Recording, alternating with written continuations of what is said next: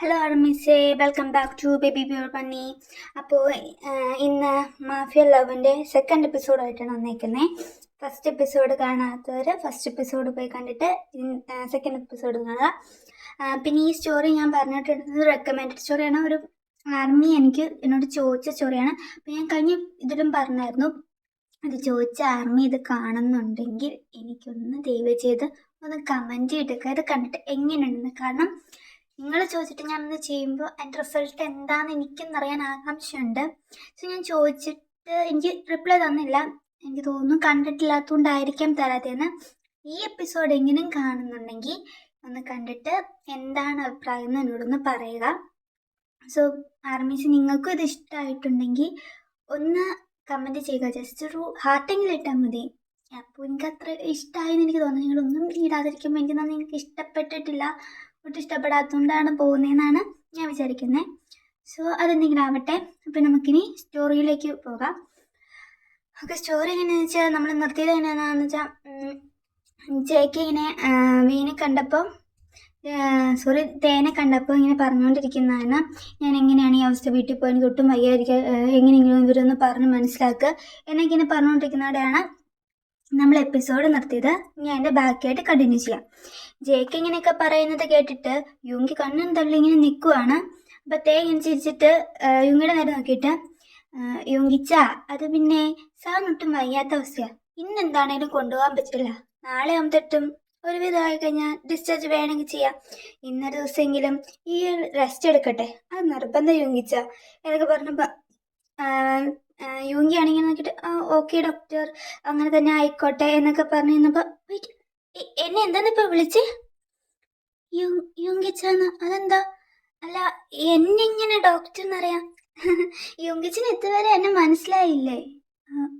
ഇല്ല, ഞാൻ ചിമ്മയുടെ ഫ്രണ്ടാ. ഞാൻ യുങ്കിച്ചിന്റെ ചിമ്മയുടെ കൂടെ കണ്ടിട്ടൊക്കെ ഉണ്ട്. ഇപ്പം എന്നെ മനസ്സിലായോ? വെയിറ്റ് ടൈഗർ ബേബി, ഇപ്പം എന്നെ മനസ്സിലായല്ലോ. ഓ മൈ ഗോഡ്, ചിമ്മി എന്നോട് ഒരുപാട് പറഞ്ഞിട്ടുണ്ട്, ഞാൻ ഇതുവരെയും കണ്ടിട്ടില്ലല്ലോ, ഫോട്ടോയെങ്കിലും കാണിച്ചു തരാൻ പറഞ്ഞപ്പോൾ എൻ്റെ ടൈഗർ ബേബിനെ വേണമെങ്കിൽ നേരിട്ട് പോയി കണ്ടുകളോ എന്നാണ് പറഞ്ഞിരിക്കുന്നത്. എന്താണെന്ന് നിന്നെ കാണാൻ വേണ്ടി കാത്തിരിക്കുമായിരുന്നു. അന്ന് നീ അവൻ്റെ കയ്യിൽ ഉണ്ടാക്കി കൊടുത്ത ഫുഡ് ഞാനായിരുന്നു കഴിച്ചത്, അടിപൊളിയായിരുന്നു. അന്നേ നിനക്ക് എന്തെങ്കിലും ഒരു ഗിഫ്റ്റ് തരണമെന്ന് ഞാൻ ആഗ്രഹിച്ചതാ, എന്നെയും കൊണ്ട് സാധിച്ചില്ല. പക്ഷെ ഇനിയെങ്കിലും ഞാൻ നിനക്ക് ഒരു നല്ല ഗിഫ്റ്റ് തരും. ഇപ്പം ഞാൻ നിന്നെ കണ്ടല്ലോ, നീ എവിടെയാണെന്ന് എനിക്ക് മനസ്സിലാക്കാനും പറ്റിയല്ലോ, ഞാൻ നല്ലൊരു ഗിഫ്റ്റ് നിനക്ക് ഇതിനു വേണ്ടി തന്നിരിക്കും. അതിൻ്റെ ഒന്നും ആവശ്യമില്ലല്ലോ അങ്കിച്ച, അതെനിക്കിഷ്ടമായി, ഞാൻ ഉണ്ടാക്കി, അത്രയേ ഉള്ളൂ, അതൊന്നും പറഞ്ഞിട്ട് കാര്യമില്ല എന്നാണ്. ഇതെല്ലാം കേട്ടിട്ട് കിളി പോയി നിൽക്കുവാണ് ജെക്ക്. അന്നേരം ജിങ്കൊക്കെ അവിടെ നിന്ന് ചോദിക്കുകയാണ്, എന്തെവിടെ നടക്കുന്നത്, നിങ്ങൾക്ക് തമ്മിൽ എങ്ങനെ അറിയാമെന്ന് ജെക്ക് ചോദിച്ചപ്പോൾ എൻ്റെ ബോയ് ഫ്രണ്ടിൻ്റെ ഫ്രണ്ടാണ് ഇവൻ എന്ന് പറഞ്ഞു. ഓ, യു മീൻ ജിമിൻ്റെ? ആ, ജിമ്മിൻ്റെ ഫ്രണ്ടാണ്. യുങ്കിച്ച, ഇത് യുങ്കിച്ചൻ്റെ ഫ്രണ്ടാണോ? ഫ്രണ്ടെന്നും വേണേൽ പറയാം, എൻ്റെ കസിനാണ്. ബട്ട് ഞങ്ങൾ അതിലും കൂടുതലൊരു ബോണ്ടിലാണുള്ളത്. ഒരു ബ്രദർ ബോണ്ടിനേക്കാൾ ഞങ്ങൾക്ക് കൂടുതലായിട്ട് വരുന്നതെന്ന് വെച്ചാൽ ഒരു ബെസ്റ്റ് ഫ്രണ്ട് എന്നാണ്, എന്തും പരസ്പരം ഷെയർ ചെയ്യാൻ പറ്റുന്നതൊരു, അങ്ങനെ ഞങ്ങൾ ഫ്രണ്ട്സ് എന്നും പറയാം. ബട്ട് റിയലി ഞങ്ങൾ കസിൻസാണ്. ഓഹോ, ഓക്കെ, അയാൾക്ക് എന്താണേലും ഇന്നത്തെ റെസ്റ്റ് വേണ്ടി വരും, അതുകൊണ്ട് അയാൾ ഇന്നിവിടെ നിൽക്കട്ടെ, വേണേൽ നാളെ ഡിസ്ചാർജ് ചെയ്യാം നിങ്ങൾക്ക് കൊണ്ടുപോകണമെന്ന് നിർബന്ധം ഉണ്ടെങ്കിൽ. അന്നേരം ജെക്കെ പറയുകയാണ്, ഏയ് ഡോക്ടർ, അതൊന്നും വേണ്ട, എനിക്ക് 2-3 ദിവസം തന്നെ പൂർണ്ണ റെസ്റ്റ് വേണം, ഇവൻ്റെ കൂടെ ഞാൻ പോയി ഇവൻ വർക്കെന്ന് പറഞ്ഞ് എന്നെ വിളിച്ചു കൊണ്ടുപോകും, എനിക്ക് ഒട്ടും റെസ്റ്റ് എടുക്കാൻ പറ്റില്ല, ഡോക്ടർ എൻ്റെ കാര്യങ്ങൾ നോക്കിയാൽ മതിയെന്ന് പറഞ്ഞു. അത് പിന്നെ ഞാൻ തന്നെയാവണമെന്നില്ല, വേറെ ആൾക്കാർ വരും, പലരും ഇങ്ങനെ മാറി വരും. ഞാൻ മെയിനായിട്ടും സർജനാണ് നോക്കുന്നത്. ഇതിപ്പോൾ ഡോക്ടേഴ്സിൻ്റെ കൂടെ ഹെൽപ്പിംഗ് ആയിട്ട് വന്നാണ്, എനിക്ക് സർജനായിട്ട് പോകാനാണ് താല്പര്യം. അപ്പോൾ ജെക്ക് ചോദിച്ചു, അപ്പോൾ ഡോക്ടറിനെ നോക്കത്തില്ല എന്നാണോ പറയുന്നത്? അയ്യോ, ഞാൻ അങ്ങനെയല്ല പറഞ്ഞത്, എനിക്കതിലാണ്, അതുകൊണ്ട് ഞാൻ അങ്ങോട്ട് വരുമ്പം കോള് പോകും, നിങ്ങളുടെ കോൾക്കാരൻ നോക്കാനായിട്ട് ബാക്കിയുള്ളവർ വരും, പേടിക്കണ്ട എന്ന് പറഞ്ഞു. അത് പിന്നെ ഡോക്ടർ, എനിക്ക് ചെറിയൊരു പ്രശ്നമുണ്ട് ഇങ്ങനെ പറഞ്ഞപ്പോൾ യോങ്കി അവൻ്റെ നേരെ നോക്കിയപ്പോൾ ജെക്ക് യോങ്കിനെ കണ്ണൊക്കെ കാണിക്കുന്നു. യോങ്കിക്ക് കാര്യമൊക്കെ പിടികിട്ടി. അപ്പോൾ എന്താ പ്രശ്നം, എവിടെയെങ്കിലും വേദനയുണ്ടോ? അതൊന്നുമല്ല, എനിക്ക് ആൾക്കാർ കംഫർട്ടബിൾ ആയിട്ട് തോന്നില്ലെങ്കിൽ ഞാൻ അടുത്തടുപ്പിക്കുകയല്ലോ. ഡോക്ടറാണെങ്കിൽ ഇപ്പോൾ എൻ്റെ ഭാവിയായിട്ടുള്ള ബ്രദറിനുള്ളവരുടെ ഫ്രണ്ട് അല്ലേ. ഡോക്ടറിനെ എനിക്ക് നല്ല രീതിയിൽ വിശ്വസിക്കാം. അതുകൊണ്ടാണ് ഞാൻ ഡോക്ടറിനെ തന്നെ പറഞ്ഞത്. എനിക്ക് വിശ്വാസമില്ലാത്തവരോടും ഒരു കംഫർട്ടബിൾ ഫീലിന് അടുപ്പിക്കാൻ എനിക്ക് തോന്നില്ല. അല്ലേ യുങ്കി? ഞാൻ അങ്ങനെ തന്നെയല്ലേ. അങ്ങതും പറഞ്ഞ് ജയിക്കുന്ന യുങ്കിയുടെ നേരാക്കിയപ്പോൾ യുങ്കിക്ക് ആരും പിടി കിട്ടിയപ്പോൾ ആത്തെ. പിന്നെ ഇവൻ്റെ കാര്യത്തിൽ കുറച്ച് എനിക്ക് പേടിയുണ്ട്. നീയാകുമ്പോൾ കുറേയും കൂടെ നല്ല രീതിക്ക് നോക്കുമല്ലോ. അതുകൊണ്ട് ഇവൻ്റെ കേസ് നീ ഡീൽ ചെയ്താൽ മതി പ്ലീസ്. എൻ്റെ ടേക്കർ ബേബി അല്ലേ, എനിക്ക് വേണ്ടി ഇതെങ്കിലും ചെയ്താ. അയ്യോ അയ്യോ എങ്കിച്ച ഇങ്ങനെയൊന്നും പറയണ്ട. ഓക്കെ, ഞാൻ നോക്കാം. ബട്ട് സീനിയർ ഡോക്ടർമാർ സമ്മതിക്കുമെന്ന് എനിക്കറിയില്ല. ഞാൻ ശ്രമിക്കാം മാക്സിമം ഒന്ന് നോക്കാൻ. അതൊന്നും നീ പേടിക്കണ്ട. ഞാൻ സീനിയർ ഡോക്ടറോട് ശ്രമിക്കാം. പക്ഷേ യുങ്കിച്ചമ്പ സംസാരം നീ പേടിക്കണ്ട. ഈ കാര്യക്ക് ഞാൻ ഏറ്റു. ഓക്കെ, ഇപ്പം ഞാൻ വന്നത് ഈ മെഡിസിൻ തരാനാ. ഇത് കഴിച്ചിട്ട് റെസ്റ്റ് എടുക്കുക. പിന്നെ ഫുഡൊക്കെ സമയത്തിന് കഴിക്കണം. ക്യാൻറ്റീനിൽ നിന്ന് ഓർഡർ ചെയ്താൽ മതി എന്നൊക്കെ പറഞ്ഞ് കുറച്ച് മെഡിക്കൽ ഡീറ്റെയിൽസ് ഒക്കെ പറഞ്ഞു കൊടുത്തിട്ട് അവിടുന്ന് പോവുകയാണ്. അപ്പം യോങ്കി വിളിച്ചിട്ട് ടൈഗർ ബേബി എന്താ യോങ്കിച്ച? ജിമിൻ ഇവിടെ തന്നെ വർക്ക് ചെയ്യുന്നേ. ഇതാ അപ്പുറത്തെ റൂമിലുണ്ട് അവൻ. അവിടെ ഒരു പേഷ്യൻറ്റിനെ നോക്കുക. അവനെ കാണാൻ പോവാണോ? നിങ്ങൾ എന്നാ അപ്പം ഇവിടെ ജോയിൻ ചെയ്തത്? ഞങ്ങളിവിടെ ജോയിൻ ചെയ്തിട്ട് ഒരാഴ്ചയായി. ഇനി ഇവിടെയാണ് 1 ഇയർ ആയിട്ട് ഒരു ട്രെയിനിങ് ആയിട്ടുണ്ട്. കണ്ടിന്യൂ ചെയ്യണം. അതിന് ശേഷം ഒന്നല്ല ഇവിടെ അല്ലെങ്കിൽ മറ്റൊരിടത്ത്. കറക്റ്റായി പ്ലാൻ ചെയ്തിട്ടില്ല. നോക്കുന്നു ഞങ്ങൾ എന്താ ചെയ്യേണ്ടതെന്നുള്ളത്. ശരി, എന്നാൽ ഞാൻ പോട്ടെ. എനിക്ക് വേറെ പേഷ്യൻസിന് ചെക്ക് ചെയ്യാനും ഉണ്ട്. ശരി, പോയിട്ട് വാന്ന് പറഞ്ഞു. അപ്പോൾ ഈ അവിടെ നിന്ന് ഇറങ്ങിപ്പോയി. എന്നിട്ട് യോങ്കി ജയിക്കാൻ തന്നെ നോക്കി. അല്ല, നീ എന്നു മുതലാ ഈ ഹോസ്പിറ്റലിൽ കിടക്കാൻ തുടങ്ങി?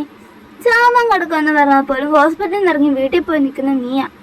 നീ ഹോസ്പിറ്റലിൽ തന്നെ ട്രീറ്റ്മെൻറ്റിന് വന്നത് എന്താ ഭയം കൊണ്ടാ? നീ വീട്ടിലായിട്ട് ഡോക്ടറെ വിളിച്ച് ട്രീറ്റ്മെൻറ്റ് ചെയ്യുന്നല്ലേ? പിന്നെന്താ? വൈകി പോയി എൻ്റെ യോങ്കി. ഞാൻ നേരത്തെ തൊട്ട് ഹോസ്പിറ്റലിൽ കയറി തുടങ്ങി. പിന്നെ പണ്ടേ ഇവിടെ നിങ്ങളൊക്കെ കണ്ടുപിടിച്ചുകൊണ്ട് വരാൻ പറ്റുമായിരുന്നു.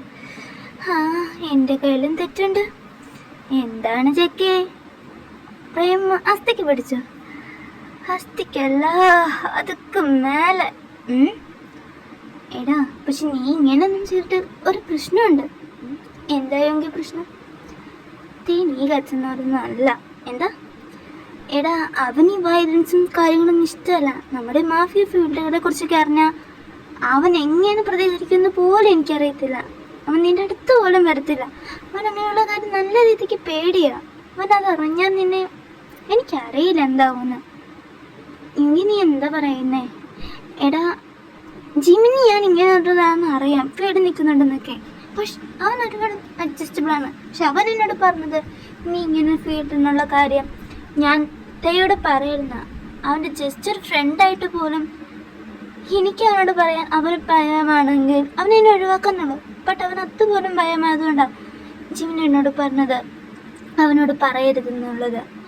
നീ അവനെ നിൻ്റെ ലൈഫ് പാർട്ട്ണർ ആക്കാൻ നിൽക്കുമ്പോൾ നീ ഇങ്ങനൊരു ഫീൽഡാന്ന് പറഞ്ഞാൽ അവൻ ഏത് രീതിയിൽ പ്രതികരിക്കുമെന്ന് എനിക്ക് അറിഞ്ഞുകൂടാ. നീ ആലോചിക്കേ, നിൻ്റെ ആങ്കറും മൂടും കാര്യങ്ങളൊക്കെ അവൻ്റെ അടുത്ത് വന്നാൽ അവൻ ഇങ്ങനെ കൈകാര്യം ചെയ്യില്ല. അവനോടൊക്കെ ഭയങ്കര പേടിയും കൂടെയാ. നീ പിന്നെ കുറച്ച് കൺട്രോളൊക്കെ ചെയ്ത് ഇപ്പം നീ അവനോട് സംസാരിച്ച രീതിയിൽ സംസാരിക്കുകയാണെങ്കിൽ ചിലപ്പോൾ അവൻ ഓക്കെ വരുമായിരിക്കും. പിന്നെ പതിയെ അവനോട് കാര്യം പറഞ്ഞ് മനസ്സിലാക്കാൻ ശ്രമിക്കുക. അവനും പിന്നെ നിൻ്റെ മനസ്സിൽ എന്തെങ്കിലും ഫീലിങ്സ് ഉണ്ടോ എന്ന് അറിയണമല്ലോ. അതിനൊക്കെ ശേഷം നീ സംസാരിക്കാൻ നോക്ക്. പിന്നെ നീ ഒരു കാര്യം മറക്കരുത്, അപ്പ ഇവിടെ ജോലി ചെയ്യുന്നേ എന്നുള്ള കാര്യം. അപ്പം നീ ഇവിടെ ഉണ്ടെന്ന് അറിഞ്ഞാൽ 7 പണ്ട് പറന്ന് ഇങ്ങോട്ട് കയറി വരും. പിന്നെ അപ്പയാവും നിന്നെ നോക്കുന്നത്. തേടുന്നതിനുള്ള പോലും ഇവിടെ പതിക്കുകയല്ല. അതും കൂടെ നീ ഓർത്തു. അത് ശരിയാ, സ്വന്തമായൊരു ഹോസ്പിറ്റൽ ഉണ്ടെന്ന് പറഞ്ഞിട്ടും കാര്യമൊന്നുമില്ല. വെയിറ്റ്, അവനിത് നമ്മുടെ ഹോസ്പിറ്റലാണെന്ന് അറിയത്തില്ലേ? എനിക്ക് തോന്നുന്നത് അറിയില്ല എന്നുള്ളതാണ്. അതുകൊണ്ടാണല്ലോ അവൻ അങ്ങനെയൊക്കെ സംസാരിച്ചത്. അത് നല്ലൊരു ഐഡിയ. പിന്നെ യുങ്കി, എനിക്കൊരു കാര്യം പറയാനുണ്ട്. എന്താ? ഇനി എനിക്ക് എന്ത് അസുഖം വന്നാലും നീ ഇവിടെ തന്നെ കൊണ്ടുപോകാൻ തന്നെ. എന്താ? എന്നിട്ട് തേനയിപ്പിക്കണം. എന്നാലേ എനിക്ക് അവിടെ നിൽക്കാൻ പറ്റൂ. പിന്നെ ഒരാഴ്ച ഇങ്ങനെ ചുരുങ്ങിയത് എനിക്കിവിടെ അഡ്മിറ്റ് ആവണം. അതിനുള്ള വഴി നീ ഒരുക്കി തന്നോണം. പറഞ്ഞത് മനസ്സിലായോ? ചേക്ക് നിനക്കെന്താ? എനിക്ക് എന്താണല്ലോ ഒരാഴ്ച അവൻ എൻ്റെ അടുത്ത് കിട്ടിയേ പറ്റൂ. പ്ലീസ് അവൻ്റെ അടുത്ത് ഫ്രണ്ട്ഷിപ്പ് എങ്ങനെ ഞാൻ ആവട്ടേടാ, അതെങ്ങനെ ഞാൻ ഒപ്പിച്ചെടുക്കട്ടെ? അത് കഴിഞ്ഞിട്ടുള്ള കാര്യം പിന്നെ ഞാൻ ആലോചിക്കാം. എന്താണേലും നീ ഇപ്പൊ പോ. അങ്ങനെ ഒരാഴ്ചത്തോളം ജെകെ ആ ഹോസ്പിറ്റലിൽ തന്നെ നിന്ന് അവിടുന്ന് ഡിസ്ചാർജ് ആയി പോയി.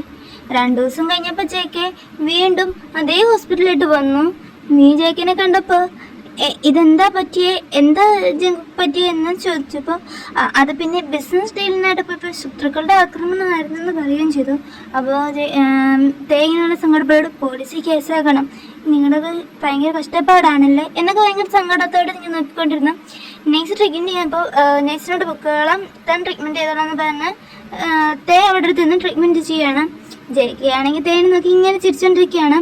അപ്പോൾ യോങ്കി ഇങ്ങനെ തുറച്ചു നോക്കിയിട്ട് ഒന്ന് ഫ്ലാഷ് ബാക്കിലായിട്ട് ചിന്തിച്ചു പോവുകയാണ്. ഇവരെ മാഫിയ വർക്കിന് പോയപ്പോൾ ടീമുകളെല്ലാം ഇടിച്ചു തീർത്തിട്ട് പോയതാണ്. ഇങ്ങനെ പോയി ഒരുത്തനിങ്ങനെ കത്തിക്കൊണ്ട് വന്നപ്പോൾ ജെകെ അത് കൈകൊണ്ട് അവൻ്റെ കയ്യെ പിടിച്ച് തടുത്തു കഴിഞ്ഞപ്പോഴാണ് അവനടിച്ച് വീഴ്ത്തി കഴിഞ്ഞപ്പോഴാണ് അവന് തേടെടുത്ത് പോകാൻ ഇതൊരു കാരണമാണെന്ന് പറഞ്ഞത്. യോങ്കിനെ കൊണ്ട് കയ്യിൽ കത്തി പിടിപ്പിച്ച് ആ കത്തി കൊണ്ട് അവൻ്റെ കയ്യിൽ അവൻ തന്നെയായി മുറിപ്പിക്കുകയാണ് ചെയ്തത്. അത് യോങ്കി ഒറ്റ കണ്ണും മുരട്ടി നിൽക്കുകയാണ്. തേയാണെങ്കിൽ കൈക്ക് മൊത്തം ഡ്രസ് ചെയ്ത് കൊടുത്തിട്ട് ജെകെ കഴിയണു. 2 ദിവസം കൈക്ക് റെസ്റ്റ് വേണം, അധികമൊന്നും ചെയ്യണ്ട, കൈ നനയ്ക്കാൻ നോക്കണം, അങ്ങനെ ഇങ്ങനെ കുറച്ച് നിർദ്ദേശങ്ങളൊക്കെ കൊടുത്തു കഴിഞ്ഞു.